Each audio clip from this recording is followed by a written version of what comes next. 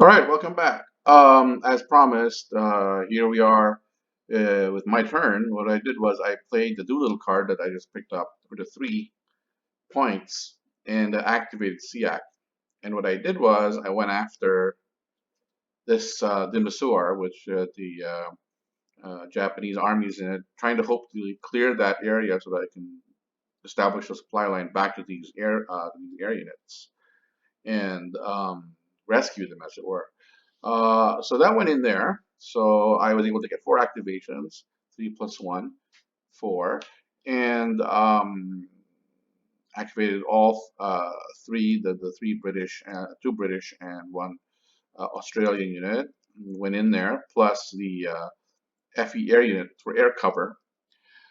Here's a little tip that I found works for me. I don't know if it works if you agree, but one of the things that you have to try to remember in Empire of the Sun is that in ground combat, only the attacker gets an advantage if he has air units or naval units at the end of at the beginning of ground combat after the air naval segment of the battle. If the defender has extra air units or naval units after the air naval combat, it doesn't do him any good. Because of that, um, it doesn't matter if I send just a piddling uh, air cover, this piddling air cover on my ground combat, just because even if I just send the 492 unit, which I didn't send a lot of area. I didn't bother with Indomitable. I didn't bother with the Hermes or anything like that.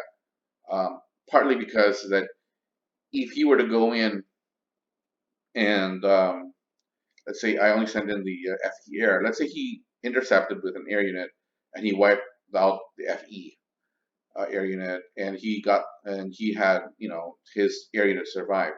All right, it doesn't matter for the ground combat because he doesn't get a modifier, just like unlike the allies, unlike the attacker who does get the modifier.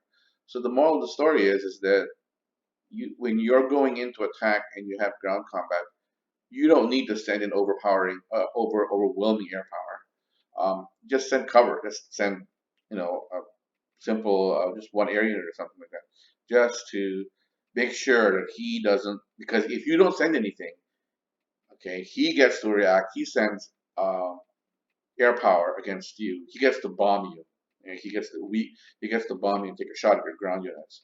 Your air unit, however small it is, covers your ground unit. So the air naval battle, might go just his way, but it doesn't matter. You lost a very small amount in order to succeed in the ground. That's what you need to do. This is a tactic that works really well for the Japanese when they're advancing.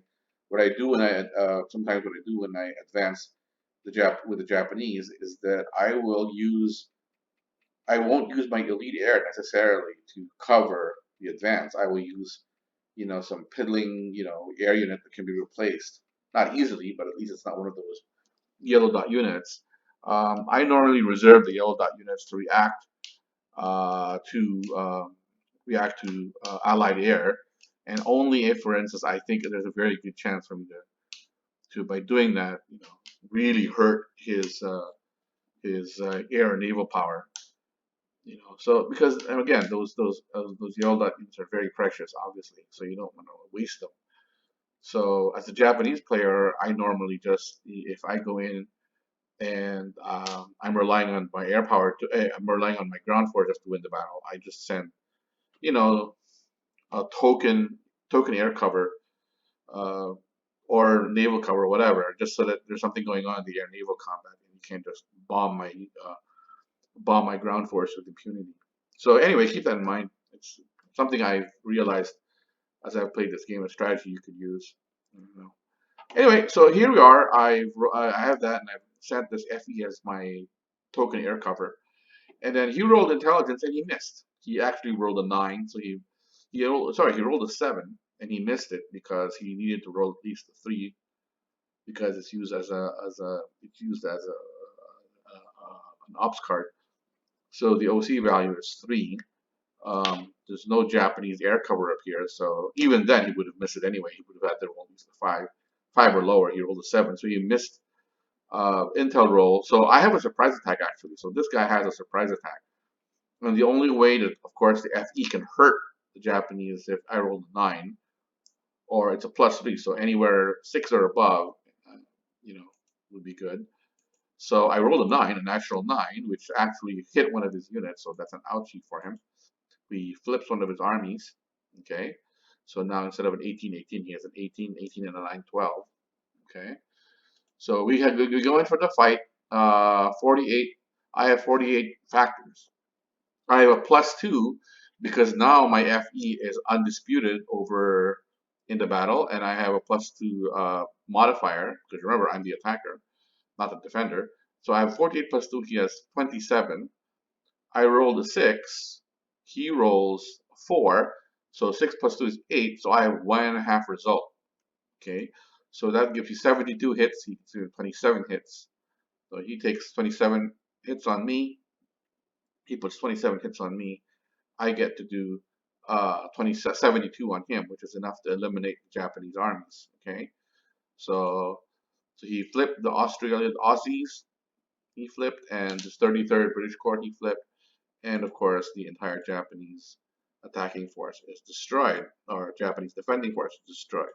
And you might say, and I also captured another progress of the war hex, because that was captured by the Japanese. I captured it back, so that technically counts as progress of the war. But 5 points for you if you can figure out what I did wrong. Okay, and let you think about it. You can pause the video if you want to figure out what I did wrong here. Okay. Okay, so this is what I did wrong, I think, looking back on it. And it's a sickness I have. For some reason, I always get outflanked.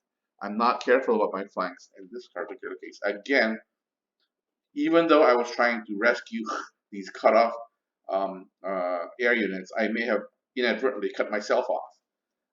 Why? Well, because of this down here, I don't have much here in defending defending my base in Dhaka. So he can actually go up and by his next turn, he can go up and try to take a Dhaka with his 1812. If he succeeds in doing that, guess what? The rescuers, these rescuing armies, as it were, are themselves now in trouble. They get cut off. That's tough. You could say, well, what are you going to do? I mean, you I had to commit. There were two 18 units here, 36, right? And I could have, I guess, I don't know. I committed 2 units, just 2 units instead of 3 to attack. But who knows whether that would have succeeded? I don't know. It's fairly, chancy. And I thought, I would have to have sent 3, and I think that's what needed to happen. Okay, I guess I did that, and maybe I figured, okay, well, this 18 unit goes in here, and hopefully, he doesn't score a full result or better to eliminate this army. But that's pretty chancy. Think about it, because the if you look at the if you look at the if you look at the thing, the combat results, line combat results, a full result is anything above a 2. Okay, so there's a 70% chance that he's going to be able to go in and take out this captured Dhaka and cut these guys off again. I don't remember what exactly happened. That probably happened, and I probably got really into a lot of trouble because again I was stupid. I don't have any more reserves. I don't have any army reserves to. And again, if he cuts me off, I can't activate this in order for me to react.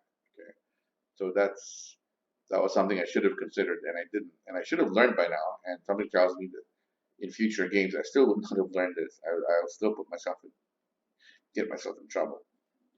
But anyway, that's where that is, and we'll see in the next video what the Japanese did. Did he go in here? He probably did, and did he succeed in taking Dhaka and cutting off everybody in northern India? Okay, he probably did. So anyway, thank you for listening, and let's wait for the next video.